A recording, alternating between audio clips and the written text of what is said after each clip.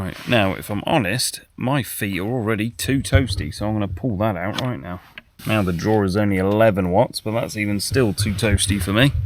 If I switch that to the cool setting, what am I drawing now? We're getting to that time of year where it's very cold outside, and it's made me wonder, what is the most efficient way to stay warm? Essentially, it comes to three things. The cost of the energy we're using to produce heat, the amount of space that we're heating, and how effectively we can retain that heat using insulation. So essentially, the better the insulation and the smaller the space, then the more cost effective it will be to keep that space warm. Which then leads me to question, how efficient is an electric thermal vest? So to answer that, we're going to compare the cheapest and the most expensive brand that I found on Amazon. And I think the ultimate test would be, can I sleep outside with one? And if these are effective, I plan on giving these away to the people who need them most. So let's open it up and see what they're like. So let's start with cheapest first. This is the Evolpa brand. Actually says it's currently unavailable, but I paid £25 for this. With apparently 9 heating areas, including the collar. You can adjust the heating zones, and up to 65 degrees Celsius, which is enough to cook you. They're also saying it's size adjustable and washing machine friendly. So let's take a look.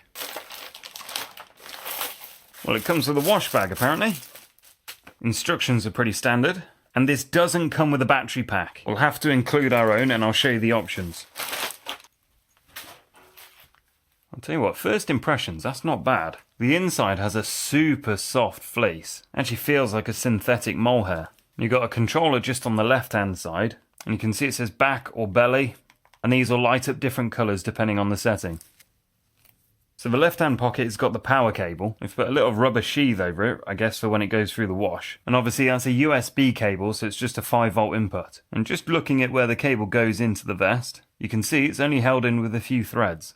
The pocket does not feel deep enough for a very big power bank, but we'll try it. I think the rest of it is easily explained if I put it on. Alright, so I'm 6'1", and I don't go to the gym. And straight off the bat, I think it fits me just fine. But if you just look at the side here, underneath the armpit, it's got another zip. A little bit awkward to undo. If I unzip that, it expands. And you can see it's revealed other zips that we can use. So I guess if we want it just a little bit tighter, we can just go to that zip. And so on and so forth. So we'll do the other side as well. And someone well endowed, or a fairly impressive beer gut, will just be fine. Now my shoulders here, it's also got adjustments there. So if we go on its largest adjustment, so I think for a lot of the big boys, this is fine. Switch it to smallest. And now that is very closely fitting. I think for my build, I prefer it on its smallest. However, these shoulder bits are now flapping about a bit, which could be quite annoying. So I think I'm just going to change that to occupy all of the poppers. Yeah, that's better.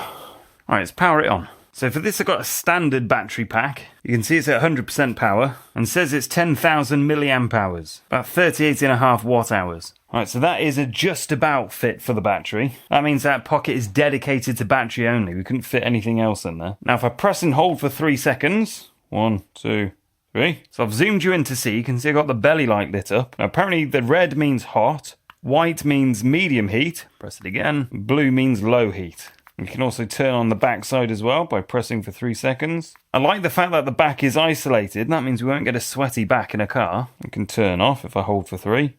Right, so apparently this is heating up. What do you guys think? On the outside, there doesn't seem to be anything noticeable. Look on the inside. There we go. You can see those little coils there. Quite small, actually. So you can see them just starting to shine through now, and if I actually press them against my body, I can actually feel the heat quite well. But they are literally just little pads.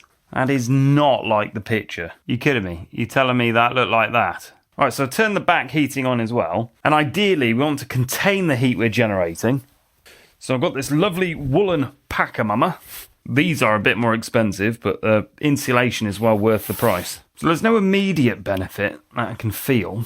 It's obviously doing something, but it's very, very localised. I mean, I wasn't expecting much for 25 quid. Obviously, your own body generates a lot of heat, so just having a good woolly jumper is a good idea. But essentially what you're doing is burning a lot of calories to keep warm. So if we can power this with free or cheap energy, then this should save us on our food bill. Right, I'm ready to test the more expensive one now and compare the two. So this is the most expensive I could find. This is the Aurora brand, and a large one sets you back at £160. I actually bought mine for £128 on a special deal. Right, so for a start, it comes in a fairly nice bag. Not that it's ever going back in a bag. And this one does come with its own power supply. So USB and Type-C charger, and the battery itself is rather compact. And it came with 3 bars charging, whatever that means. So let's look at the jacket itself. You know it's fancy when they give you stickers. And so it's got a dedicated battery pocket on the inside. It's got the same colour system, so red, white and blue. A ton of health and safety things, obviously to keep them covered. Alright, let's check out the quality of the jacket. So it feels well insulated, but there's no fleece lining. That was disappointing. I really like the fleece on the other one. And the reason why this is very pricey is because it's insulated with genuine down. And I guess to try and prove it, they're showing you a little bit of it in this capsule. So good quality insulation. Alright, let's see how it looks then. So far it just feels like any normal puffer jacket. So there's no adjustment in this. You need to just buy the right size. So for me, that feels just about right. It does have toggles at the bottom for adjustment. 2 decent sized pockets. Ooh, and I can feel the coils inside the pocket. So if I want to keep my hands warm, that's going to be toasty. And inside the jacket, we've got 2 pockets. Again, that's a really decent size. So at that price, I feel very posh. Put my shotgun shells on this side, my pipe weed in the other. So this little pocket here must be for the cable. There we are. And as you can see, it's not a 5-volt cable. Well, it might be 5 volts coming through it, but that looks to me more like a 9-volt cable. Let's get an actual size on that. That's 4mm. Alright, so I'll plug the battery straight in, put that back in the pocket. So let's turn her on. So feeling the coils in the pockets, I can feel that coming through almost immediately. Ooh, and I feel it around my neck. That's nice. Lee, what can you see? So obviously, because this is so well insulated, you're not going to get much heat loss. If I show you inside, you can actually see I've only got 1 coil down there. It wasn't as big as I thought it was. That's where the pocket is. The bit that I'm feeling the most benefit from is around my collar. Can you see that? That I felt almost immediately. So interestingly, the instructions are quite vague on where these heat zones are. Found one in the pockets and in the neck. I think there's more. Let's lay it out and have a closer look. So if I lay that flat where you can see where all the coils should be, let's have a look through thermal imaging. Alright, so we've got 1 on the back, 1 on the neck. We have 1 in 1 pocket there and another in this pocket here. So these are obviously a lot bigger. Let's have a measurement. This is 190mm by 120mm, I think. And the pocket one is obviously a lot smaller. That's about 80mm by 150mm. Alright, so let's compare the two and get the cheap one out. I'll put a recording from my phone on the left of the heat signature. Alright, so just looking down on top of them, you can see although the cheap one has got lots of little heat points, they're all really small. Whilst if we go to the more expensive one, you can see the coils are a lot larger, but there's fewer of them. If I pinpoint some temperature readings, we've got nearly 50 degrees Celsius coming through, and we've got 43 degrees Celsius on the more expensive.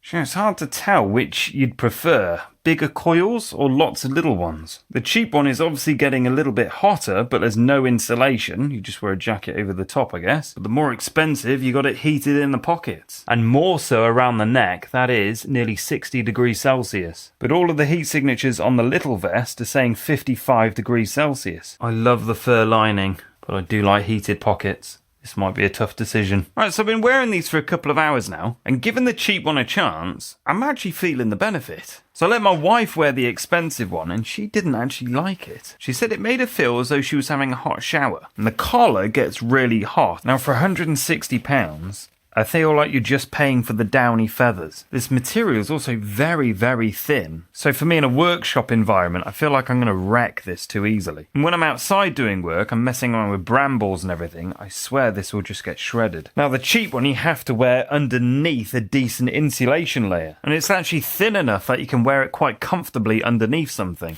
And the heat it gives off is actually alright.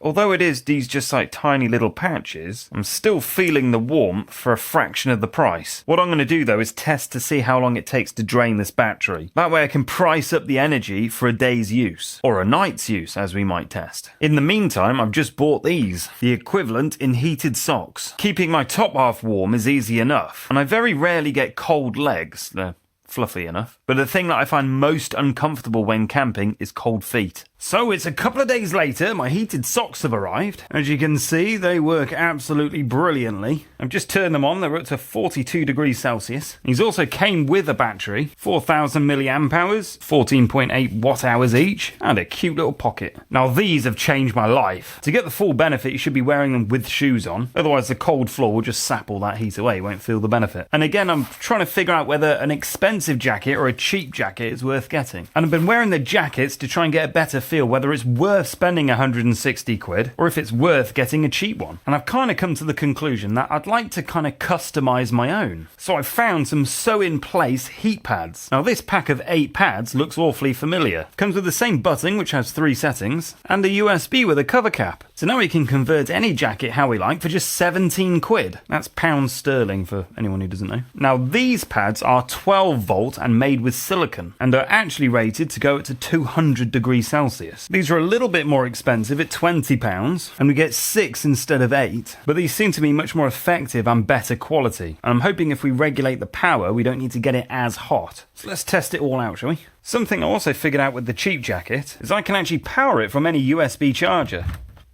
And using my AFERY solar battery unit, if I turn this on, we can see it draws exactly 10 watts of power. And this specific unit can keep this going for 56 hours. So this is the information that I find most fascinating. I'm currently paying 25 pence per kilowatt hour of electricity. Now, if I'm drawing just 10 watts of power over a 24-hour period, that equals just 6 pence. So am I suggesting we just turn off all our heating and wear electric jackets? Technically, yes I am. Well, wouldn't that produce loads of condensation and problems in the home? Yes it would. But it's moisture levels that are damaging to your home, not the cold. If you have a low energy dehumidifying system, well that's far more cost effective than heating. And here's another thing, if you're with a really cheap energy provider, like Octopus for example, well they do great nighttime deal rates at just 8 pence per kilowatt hour. That means if we charge batteries during the night, our energy use is even cheaper. And not only that, if we have dehumidification at night, it's very, very cost effective. So let's see the energy draw on all the other bits. So checking the battery of the Oro model, the output of this is 7.38 volts, and that's at 2.5 amps. That equals 18.45 watts, and therefore at 25 pence per kilowatt hour, it would cost 11 pence to run this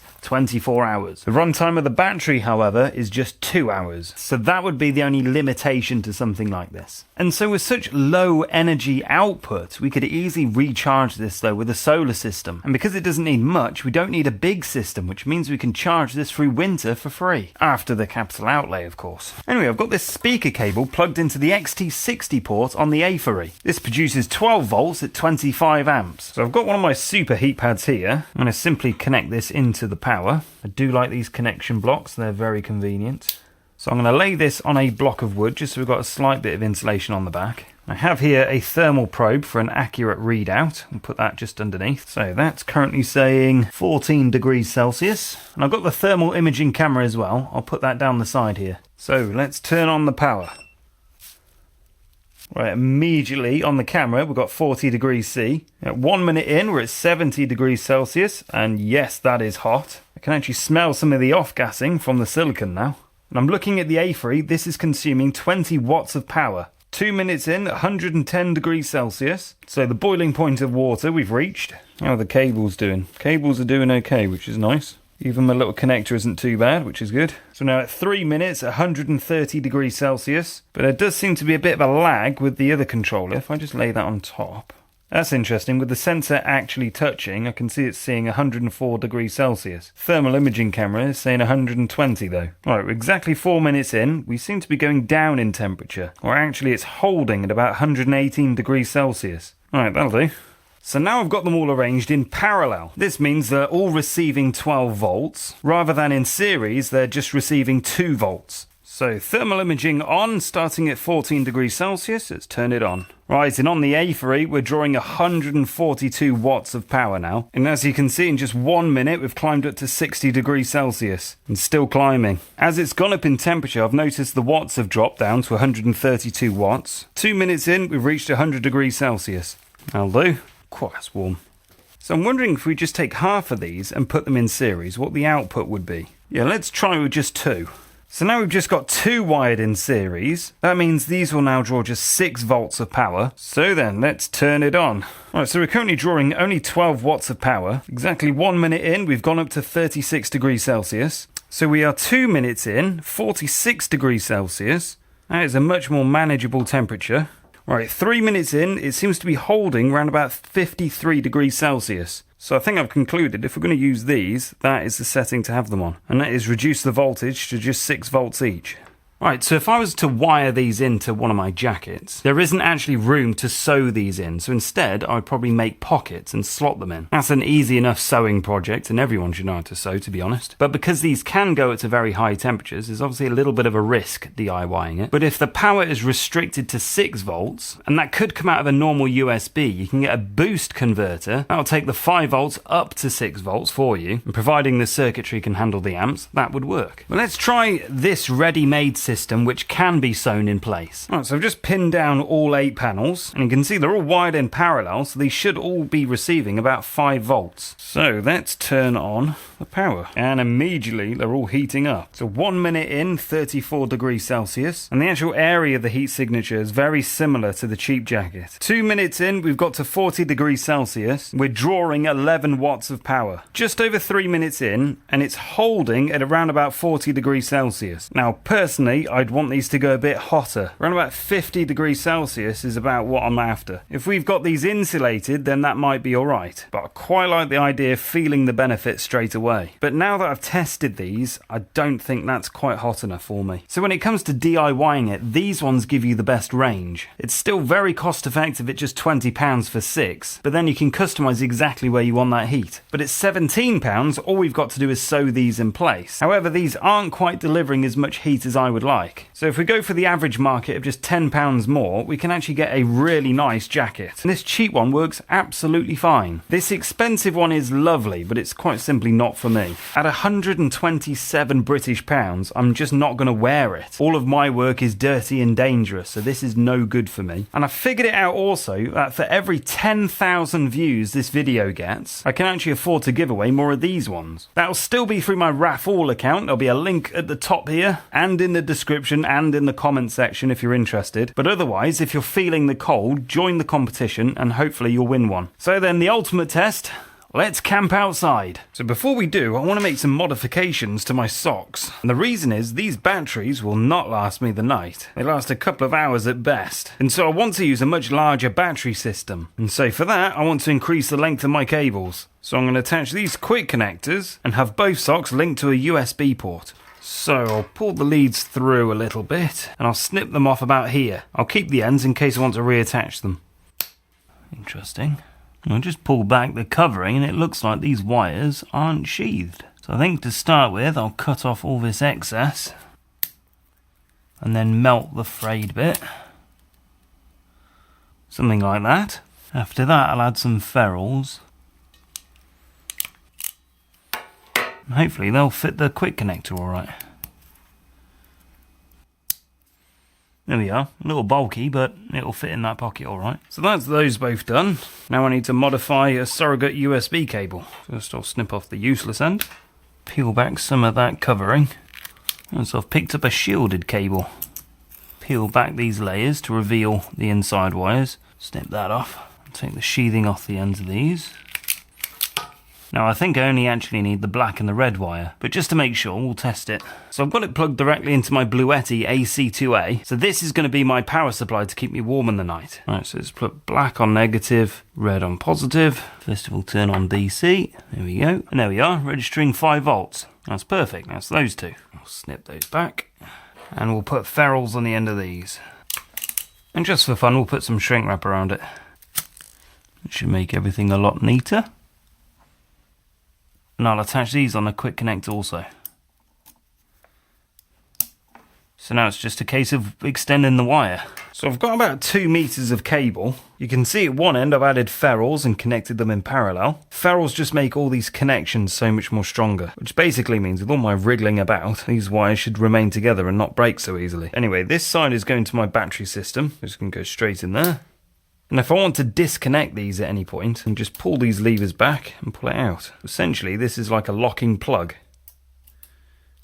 And so now all we need to do is connect the other ends to the socks. Now with all this extra cable, we might have a voltage drop. So it's actually very important for me to test these before we go out on the field. Alright, so looking on the Bluetti, we've got an output of 8 watts. And so how does that look on the thermal imaging? Well, I'd say that's working, but will it get hot enough? I've waited for a few minutes, and it's risen to 22 degrees, which is nice. Out of interest, in what I do like about these things, there's little test ports on them. What is the voltage drop on these? Right, so it now says 4.49 volts. So if we want these to go hotter, we'll have to have a voltage booster. But realistically, for sleeping in, we don't actually want it to be too hot. But anyway, that's all ready now for camping. Right, so I'm setting up a hammock and tarp. I had to wait for Storm Dara to pass over. I actually had 2 trees come down, which I've chopped up. I've turned one into fence posts that I can use to repair the broken fence, and the other I processed into logs for the wood stove. So this cheap little hammock is going to provide 0 insulation. I will have a roll mat in my sleeping bag, and then all I'm going to have is a tarp over the top. And just for reference, it's actually just 1 week till Christmas.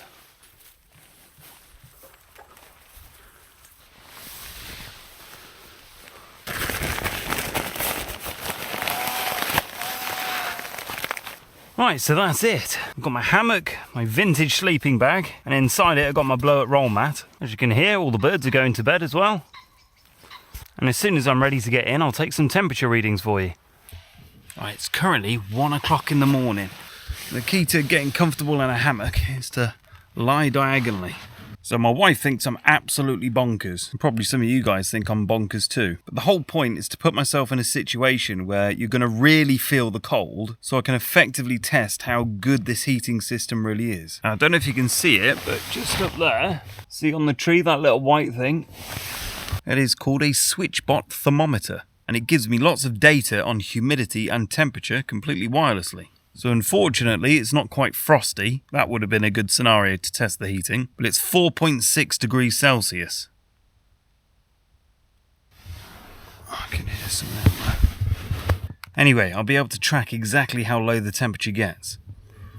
I'll switch thermal imaging on and see if there's anything out there. Well, I can see how much heat I'm losing through my house, that's for sure. It's not very well insulated. I live right next to a wood, so there's all kinds of creatures out there. Right, anyway, back to the heating system. I've made a few changes. Been wearing the socks all day today and using them, and I noticed that the left-hand sock stopped working. My realisation that my socks don't have any sheathing in the wires, it occurred to me if I get sweaty feet, which is an electrolyte, then that could short those wires or degrade them at least. So I've disconnected the left sock and put in one of the silicone pads. And I can tell you now, these work a lot better even on 5 volts. So I think my recommendation is don't get the socks, just get these and link them to USB. And anyway, the other thing I have is a USB extension. So if I plug this in the Bluetti, there we go, that goes in there. So that will go now back to my jacket. This white cable is obviously my socks, so I'll put that in as well. So all I need to do is turn it on. There we go. Turn on my jacket here. There we go, flashing red. So we are drawing, what's that, 18 watts of power? 10 hours of battery, and this contains 204 watt hours of power. So I want to share something with you quick that I found quite interesting. I tried to figure out what the average cost is over winter to heat a home, and that's with the average outdoor temperature being between 3 and 7 degrees Celsius. Right, so ChatGPT reckons that for gas central heating, its daily cost of between £2 and £5. For electric heating, it's between £5 and £10 per day. Seems to reckon oil heating is between £4 and £8 a day. And for heat pumps, that's air source or ground source heat pumps, £2 to £4 per day. So that's with gas prices at 7 pence per kilowatt hour and electricity at 27 pence per kilowatt hour on average. Now, if we switch to using a personal heating system and then worry about the effects of a cold house later, it seems to think we can save on average between 98 and 99% of our heating bill. There's quite a lot of interesting calculations in this, so I'll leave a link to that in the description. Right, now if I'm honest, my feet are already too toasty, so I'm going to pull that out right now. Now the drawer is only 11 watts, but that's even still too toasty for me. If I switch that to the cool setting, what am I drawing now? Interesting, it's like it's cycling. It's switching on and off. Right, that reminds me to mention something very, very serious. If I get too hot because I'm a young person, I notice it and I make changes. If you're an old person, then you don't register temperature in the same way. Meaning if an elderly person is wearing one of these vests and has it on a high setting, they're unable to regulate their temperature or notice that it's too hot, and therefore they can do their body a lot of damage. And that's the reason why a lot of these old people have their heating on way too high. They don't actually notice that it's too high. So if you're thinking about getting one of these for your nan, let's say, then make sure they don't actually go to sleep with it. And probably best that they don't have it on the high setting. Right, I'm actually going to do something mad and set an alarm for 3 o'clock in the morning. I reckon it'll be the coldest temperature by then. I'll have had a little sleep and I'll be able to give you the rundown on how it's going. Right, so I'll see you then. Good morning. Yep, I'm awake. Well, I missed my 3 o'clock alarm. I must have just slept straight through it. I was that comfy. So according to SwitchBot, we've had an average temperature of about 4.6 degrees Celsius. Now, it was raining at one point, and I noticed that where I've hung my Bluetti, a lot of the water was kind of pooling at that point and actually dripping onto the Bluetti, so I had to take it off and just have it by my side. But it said I've still got 42% battery left, and apparently around about 7.5 hours left of charging it. Yeah, I'm awake. What's awesome about this is with just a 200 watt solar panel, you can fully charge it back up within an hour. So when the sun's up, it will be fully charged by the time I've had breakfast, I guess. And you know what? I was actually very, very comfortable. I think I only felt the cold once, and that was on my arms because they were outside. It'd be better to test this in like freezing temperatures when we've got a little bit of ice on the ground. I've actually come up with another idea, and before I build it, I might as well run this idea past you guys first, see what you think. What if I sewed a silicone tube into my clothes, used a very small pump to pump fluids around it, and then heated the fluid or cool it using all kinds of methods that are cost effective. But essentially it's full body heating or cooling with the same device. Well, if you enjoyed that, please like and subscribe. I hope I've given you all the information that's necessary. And if you want one of these jackets for free, join the competition. And if you like, can I suggest this video to watch? If not, can I encourage you guys to get out there in the real world and to forge for yourself a life worth living. And I'll see you in the next episode. Bye-bye.